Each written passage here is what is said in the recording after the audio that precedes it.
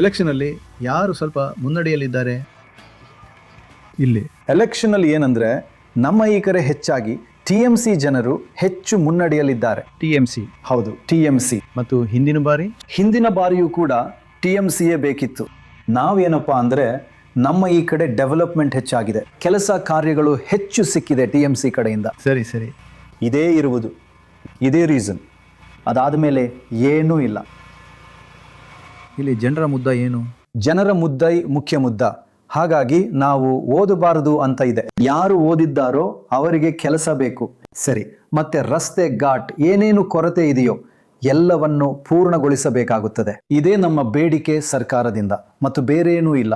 ಹಾಗಾದ್ರೆ ನೀವು ಹೇಳ್ತಿದ್ದೀರಾ ಇಲ್ಲಿ TMCC ಸ್ವಲ್ಪ ಮುಂದಿದೆ ಅಂತ? ಹೌದು, TMC ತುಂಬಾ ಮುಂದಿದೆ. ಮತ್ತು ಆದ್ರೆ ಇಲ್ಲಿ ಹಿಂದೂಗಳಿದ್ದಾರೆ. ಹೌದು. ಅವ್ರು BJPಗೆ ಕೊಡ್ತಿದಾರಾ ಅಥವಾ TMCಗೆ ಕೊಡ್ತಿದಾರಾ? ನೋಡಿ, ಇಲ್ಲಿ ಏನಾಗುತ್ತೆ ಅಂದ್ರೆ ಎರಡು ತರ ಹೋಗುತ್ತೆ. ಸರಿ, ಕೆಲವು ಹಿಂದೂಗಳು ಅವರು BJPಗೆ ಕೊಡ್ತಾರೆ, ವೋಟ್ ಕೊಡ್ತಾರೆ, ಮತ್ತು ಉಳಿದವರು ಯಾರಿದ್ದಾರೋ ಅವರು TMC ಮಾಡ್ತಾರೆ. ಹೌದು, TMC CPM ಎಲ್ಲರಿಗೂ ಕೊಡಲಾಗುತ್ತೆ. ಸರಿ. ಹೆಚ್ಚಾಗಿ ಇಲ್ಲಿ BJPಗೆ ಹೆಚ್ಚು ಸೀಟುಗಳು ಸಿಗುವುದಿಲ್ಲ, TMCಗೆ ಹೆಚ್ಚು ಸಿಗುತ್ತದೆ. ಹಾಗೆ ಮತ್ತು ಹೌದು, ಪ್ರಾಬ್ಲಮ್ ಆಗಿತ್ತಾ? ಹೌದು, ಪ್ರಾಬ್ಲಮ್ ಆಗಿತ್ತು. ಏನಾಗಿತ್ತು? ನನ್ನದು ಹೇಗಂದ್ರೆ ಪ್ರಾಬ್ಲಮ್ ಬಂದಿತ್ತು. ಅಂಡರ್ ಅಡ್ಜಡ್ಜ್ ಅಂತಾರಲ್ಲ, ಅದರಲ್ಲಿ ನನ್ನ ಹೆಸರು ಬಂತು. ಸರಿ, ಅಂಡರ್ ಅಡ್ಜುಡಿಕೇಶನ್. ಸರಿ. ಅದರ ನಂತರ ಮತ್ತೆ ಸಪ್ಲಿಮೆಂಟರಿ ಲಿಸ್ಟ್ ಬಂದಾಗ ನನ್ನ ಹೆಸರು ಬಂತು. ಹೌದಾ? ಹೌದು, ನನ್ನ ಒಬ್ಬ ಅಕ್ಕ ಇದ್ದಾರೆ, ಅವರ ಹೆಸರು ಡಿಲೀಟ್ ಆಯ್ತು. ಹೌದು. ಯಾಕೆ? ಅದನ್ನು ಡಿಲೀಟ್ ಮಾಡಿಬಿಟ್ರು. ಈಗ ವಾಪಸ್ ಬಂದಿಲ್ಲ? ಇಲ್ಲ, ವಾಪಸ್ ಬಂದಿಲ್ಲ. ನನ್ನ ಅಕ್ಕನದು ಡಿಲೀಟ್ ಮಾಡಿಬಿಟ್ರು. ಸರ್ಕಾರದ ಕೆಲಸ ಅದು ಎರಡೂ ಕಡೆಯಿಂದ ತೆಗೆದುಕೊಳ್ಳುತ್ತದೆ.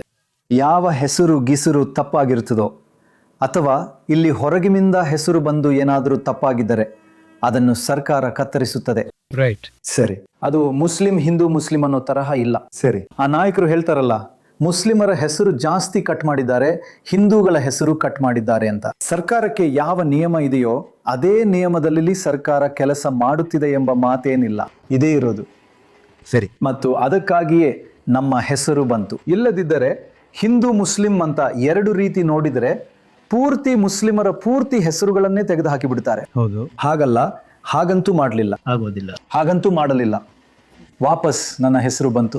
ಅದಕ್ಕೆ ಹೇಳೋದು, ಆ ಒಂದೆರಡು ಹೆಸರು ಹೋಗೋದ್ರಿಂದ ಏನು ವ್ಯತ್ಯಾಸ ಆಗಲ್ಲ ಅಂತ. ಮತ್ತೆ ಬರ್ತಲ್ಲ, ಅವ್ರು ನೋಡ್ತಾರೆ ಭಾರತದ ಪ್ರಜೆಯೋ ಅಲ್ಲವೋ ಅಂತ.